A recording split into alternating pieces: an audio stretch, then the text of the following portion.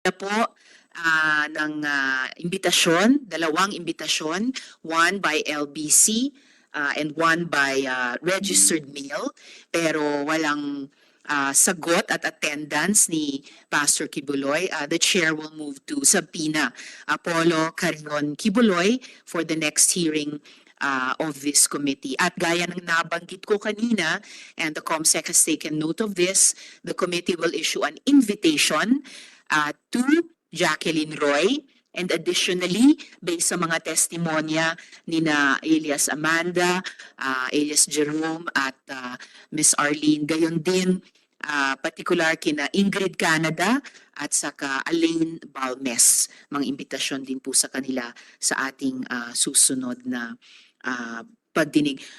Kayo, Pastor, ang dapat humarap sa susunod na pagdinig because you are being subpoenaed by this committee. Hindi po kayo anak ng Diyos na exempt sa otoridad ng Estado. Kahit ang Korte Suprema ay walang kapangyarihang pigilan ang anumang inquiries, ganitong inquiries ng Senado at ang pag-require sa mga taong humarap dito. Sinasabi nyo, Pastor, na marami kayong makapangyarihang kaibigan. But, like any ordinary witness, you, of course, can invoke the right against self-incrimination only when and as the possibly incriminating question is propounded. Kawalan ng galang sa buong institusyon ng Senado ang inyong pagtangging humarap. Higit pa, di po ito religious persecution. Ito'y pagsisiyasat sa paggamit, sa paniniwala, pananalig o pananampalataya ng iba para gumawa ng mga kasuklam-suklam na abuso at pinsala sa mga taong binaluktot ang paniniwala, tinanggalan ng lakas at pinagsamantalahan. Sa hearing na isasabpina kayo, maglalabas kami ng iba pang mga testigo.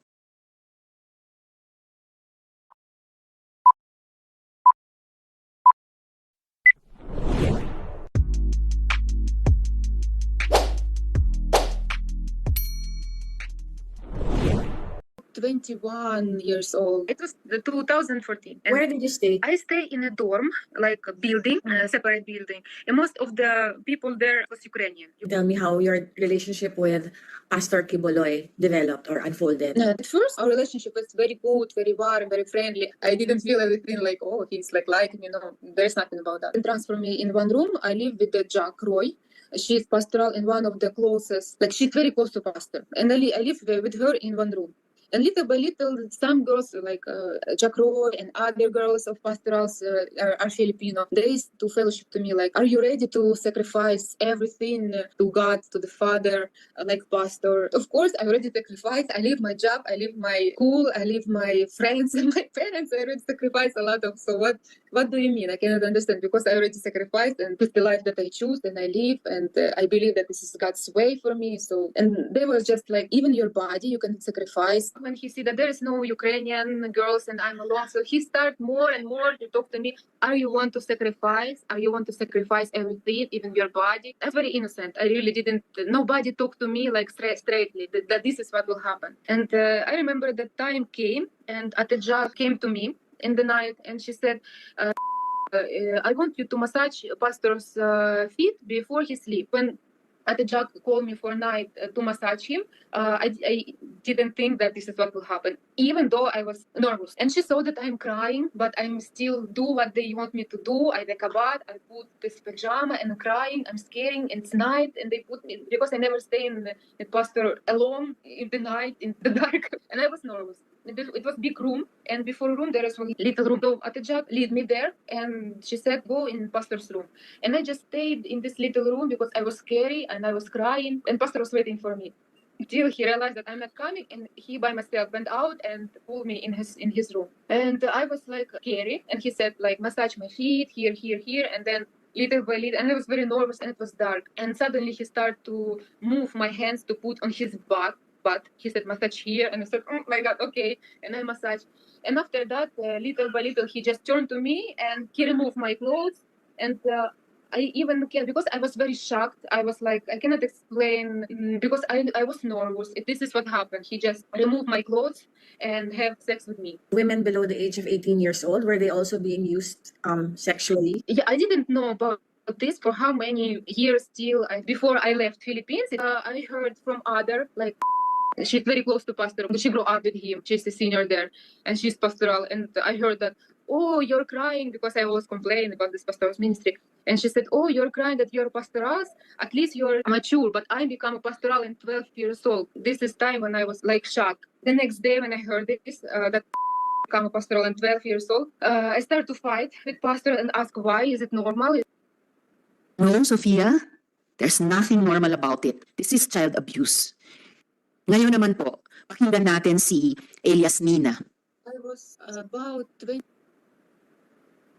I think it's like 2012 that I came. My mom and my siblings, they started to attend first congregation here in Ukraine. So they were trying me to that I will also join them. They've been like trying to get me in also to the kingdom. What year did you go to Davao?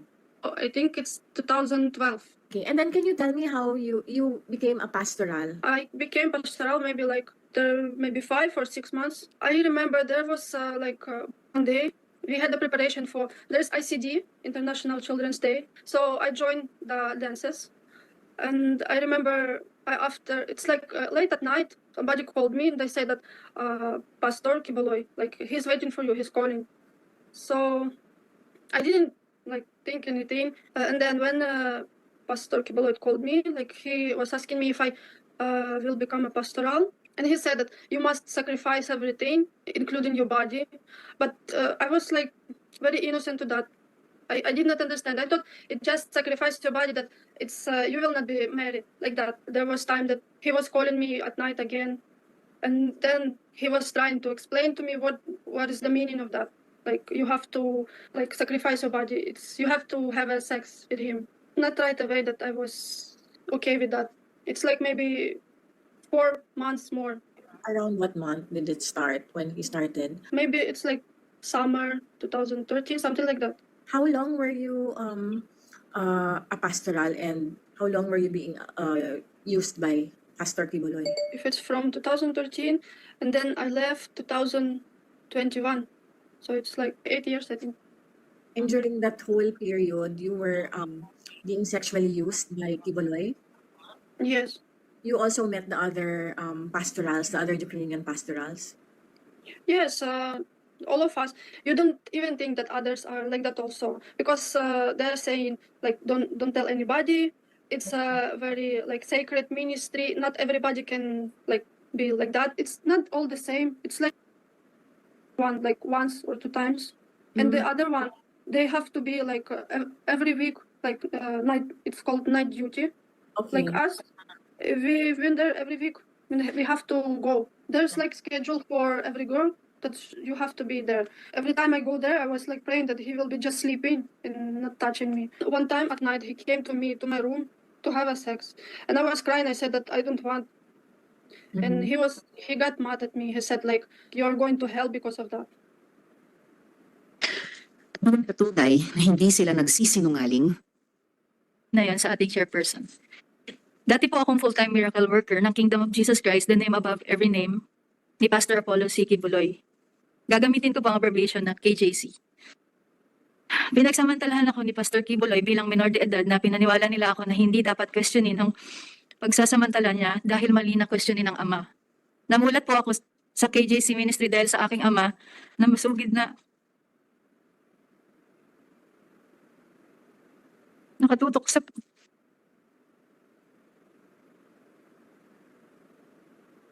okay lang po, Miss Amanda. Take your time po. nakatutok sa palabas ni Kibuloy sa TV. 10 years old po ako nung naging full-fledged member ng KJC ang tatay ko sa aming city. Noong 2009, 12 years old na ako noon, sumisimba na kami sa KJC.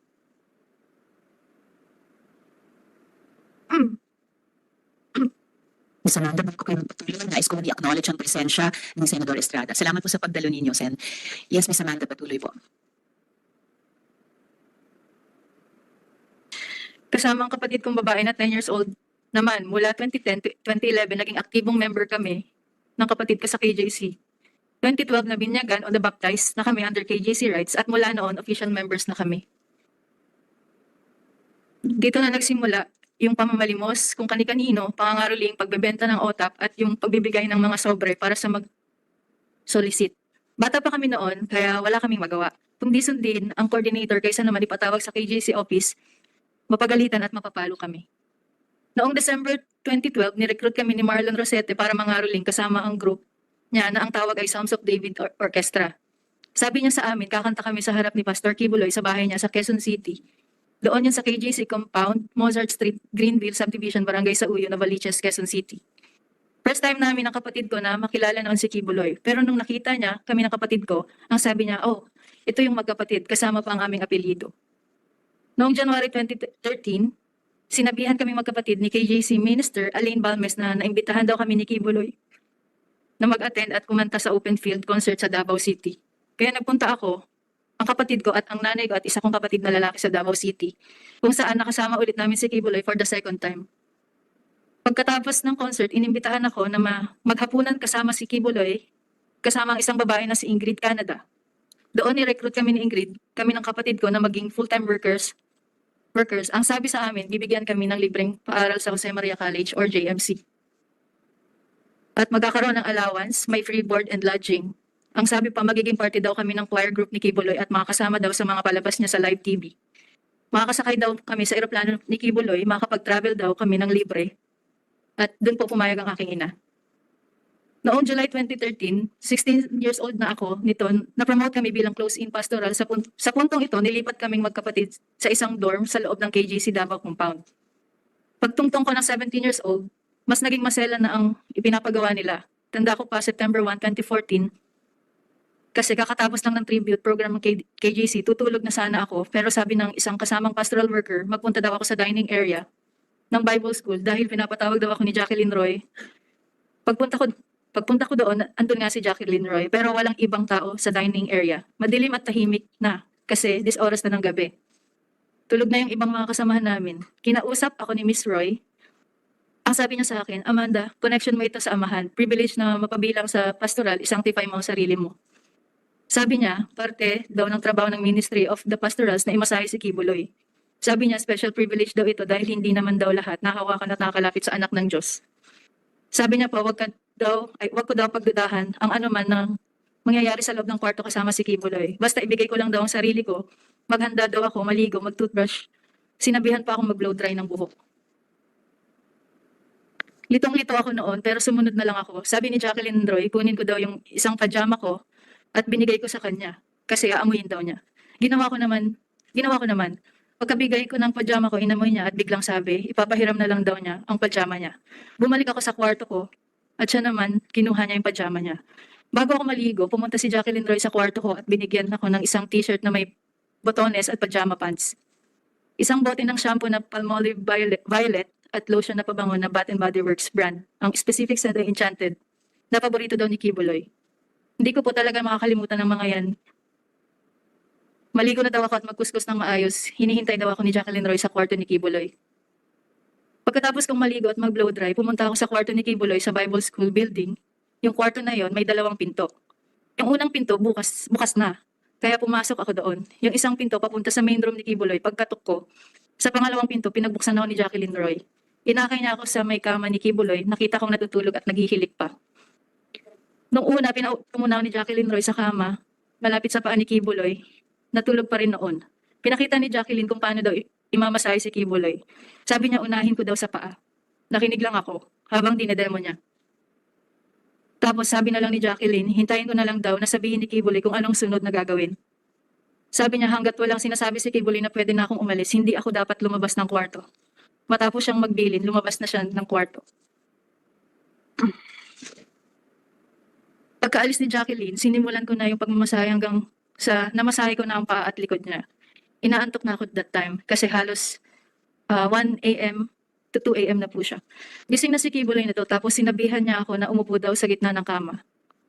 Sumunod lang ako sa instruction, umupo ako na naka-cross legs. Nung itutuloy ko na dapat ang pagmamasahe, tumayo at Tumayo siya at umupo sa harap ko. Sinimulan niyang tanggalin ang butones ng t-shirt ko hanggang sa tuluyan niya tinanggal ang buong t-shirt ko. Sabi niya, tumalikod daw ako. Sumunod lang ako doon at tinanggal niya ang aking bra. Pagkatapos hinawakan niya ang balikat ko at hinila pahiga sa kama.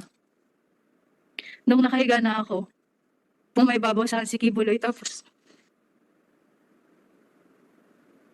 kahit pareho pa kaming nakapajama nun, kinikis-kis niya ang ari niya sa ari ko. Sinimulan niyang halikan ng leg ko, nanigas na ako ng gusto. Gusto kong sumigaw ng tulong at tanungin kung ano ang ginagawa niya. Pero naalala ko na bawal akong mag-question. Paumanhin po, Madam Chair. Pumaselan ito. Halaw po ito sa aking sinumpaang salaysay. Nung tinigasan na siya, sinimulan niyang tanggalin ang pajama at pants at underwear ko. Sinipsip niya ang dibdib ko, tinanggal din niya ang pajama pants at brief niya na nanginginig na ang katawan ko sa takot. At nakatitig lang ako sa kisame. Pinipigilan ko na lang ang mga luha ko dahil sobra akong nagulat at walang magawa. Pagkatapos ay tuluyan na akong pinagsamantala ni Apollo Kibuloy nung siya ay natapos na. Pumunta siya sa CR. Tulala pa rin ako, nakatitig lang sa kisame. At dito nagsimula na akong umiyak. First time ko kasi ito. Ang dami kong tanong pero inisip ko na lang para makampante na baka ito ang kalooban ng ama sa buhay ko. Pagkabalik ni Kibuloy galing CR, inutusan niya akong magdamit na ulit. Umupo ako sa sulok ng kama at patuloy ang pag-iyak ko. Tapos tinawag ako ni Kibuloy. Sabi niya, Amanda, umiga ka dito sa tabi ko at matulog ka na. Natulog ako nakatalikod sa kanya pero niyakap niya ako at humawak pa sa dibdib ko. Pagdating ng alas 6 o alas 7, pinabalik na ako sa kwarto ko. Sinabihan niya pa ako, mamaya paggising mo ng maaga, huwag kang lalabas sa main na pinto. Doon ka sa likod sa garden. Tumango lang ako at sinabing, opo. Nais ko lang bigyan diin na minor pa ako noong nangyari ang mga ito. Mula noon ay inobserbahan ko na ang mga miyembro ng close-in pastorals. May isang pastoral lagi na maliligo, magbibihis at gagamit ng kaparehong shampoo at body wash na ginagamit ko. Tulad rin sa naranasan ko, babalik ang pastoral mga alas 6 o alas 7 ng umaga. Mula noon, gusto ko na talagang umuwi sa amin. Hindi ko naintindihan ng KJC ministry. Noong 2016, may misa sa open field sa loob ng compound ni Kibuloy. Habang nangangaral siya, hiniram ko ang telepono ng isa ko pang kasamahan at tinawagan ko ang nanay ko na saktong nasa airport noon. Napaiyak ako habang nagmamakaawa sa nanay ko na balikan ako sa compound. Pagdating niya, napaiyak ako ulit. Nang hingi ako ng pamasahe kasi sabi ko, gusto ko nang umuwi at sabihin sa kanya ang mga totoong nangyayari. Pagkaalis ko sa KJC, pumunta naman ang nanay ko sa Davao City para i-rescue ang kapatid ko. Pinahirapan nila ang nanay ko. Pero dahil minor ang kapatid ko, sa kalaunan ay na-release din siya. Ang masasabi ko lang, sobrang traumatic ng pinagdaanan ko sa loob ng KJC compound.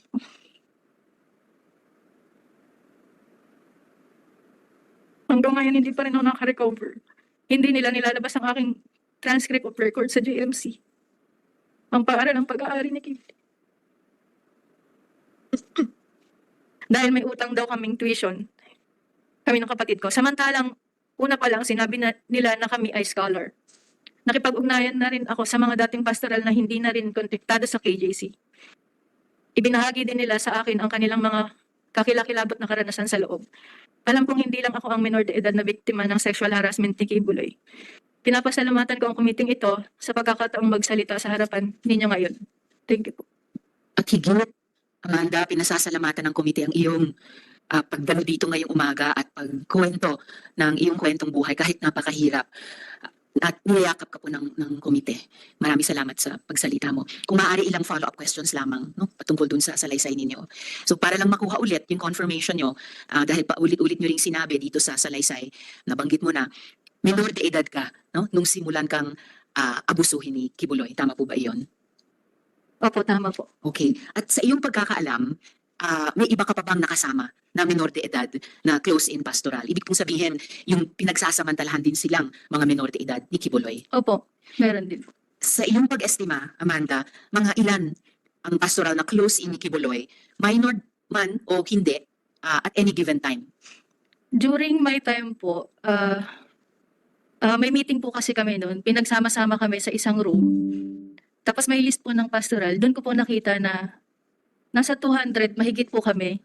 Pero hindi po ako ganun kasigurado kung close in po ba, o close in lang po ba yon or kasama ang outer circle ng pastoral. Kasi may dalawa pong klase ng pastoral. Inner circle at outer circle po. Okay.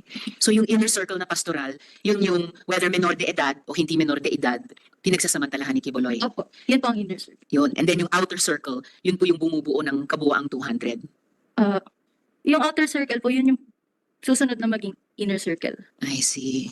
Ano yun? Parang tinitrain pa sila, hinahanda pa sila. Parang ganun po. Okay.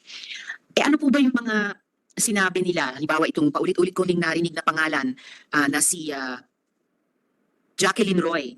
Binanggit din nung si Elias Sofia, Jacqueline Roy. Ano po yung privileges na sinasabi nila sa pagiging pastoral? May mga perks ba yan? May special treatment ba? At kaya ko po tinatanong, Miss Amanda, kasi gusto ko lang ikumpara yung pagtrato dun sa ibang mga regular members na nagpapagod naman na maglimos, no, sa mainit na kalsada. So pero sa pastoral, ano yung special treatment kunyari na ipinapangako? Pag napabilang ka po sa tinatawag na pastoral, pwede ka pong makapag-aral, makakain ng masasarap na pagkain. Yung tirahan po namin doon, aircon, yung shower namin, may heater. Tapos napapasama din po kami sa dinner or lunch ni Kibuloy, kasama ng ibang close-in. Ganun po. At lahat din ba ng mga close-in pastoral na pinapangakuan ng ganitong mga privileges, lahat ba sila, lahat ba kayo noon kasama din dun sa choir? Opo, kasama po kami. Paano kung hindi marunong kumanta? Design lang po yung iba sa likod. Okay, so Hindi basta... naman po lahat may hawak ng mic. Yan po. Okay. At ito nga, mabalikan natin yung narinig ko sa inyo, narinig ko kay Elias Sofia na pangalan. Sino naman yung Jacqueline Roy na yan o Ate Jack na yan na binanggit sa video at banggit nyo rin sa inyong salaysay? Siya po yung ate-ate namin na bridge po namin bago kami mag-report kay Kibuloy po. So siya yung nagtutulay sa inyo Opo. patungo sa pagiging close-in pastoral. Tapos may mga instruction po siya na magdasal po muna kami bago namin iharap yung sarili namin kay Kibuloy. Pero ate-ate ang trato nyo sa kanya. Opo. Kasi tawag din ni Elias Sofia sa kanya, Ate Jack. Opo. Okay. Mag-iingat kayo ngayon. Mag-iingat kayo ngayon. Kayo yung nasa Facebook, nasa internet, nasira ng sira sa aking pangalan. Hindi ko na kayo papayagan. Sino man kayong grupo kayo, hahabulin ko kayo. Meron akong maraming kaibigan dyan sa NBI na pwede kayong tuntunin. Sige pa, pasimula na tayo. Gera ang gusto nyo, gera tayo. Spiritual battle gusto nyo, ganun ang gusto nyo, hindi nyo gusto ng kabutihan, niloloko pa ninyo. Nilay down ko ang kabutihan sa inyo, tapos nag-take advantage kayo, mga pobre kayo, mga prostitute kayo. Ikaw ba yung pinatutungkulan dito sa video na ito, Miss Amanda? Tinawag kayong pobre, prostitute. Ganito ba yung kanilang pananalita sa mga tumitiwalag sa kanya? Opo, ganyan po. Mas lalo na po sa mga pastoral. Sa mga pastoral na tumitiwalag. At ikaw ba mismo ang pinatutungkulan niya sa video na yan? Opo. At ginantihan ka nga ba ni Kibuloy? Nag-file ba ng kaso laban sa'yo? O yung ibang mga miyembro ng pamilya mo, mayroon bang ginawa rin sa kanila? Opo, at pending pa po yung cyber libel na kinaso po nila sa akin. Kinasuhan ka ng cyber libel? Opo. Okay. Katulad niyan, kung maimpluwensya, may kapit,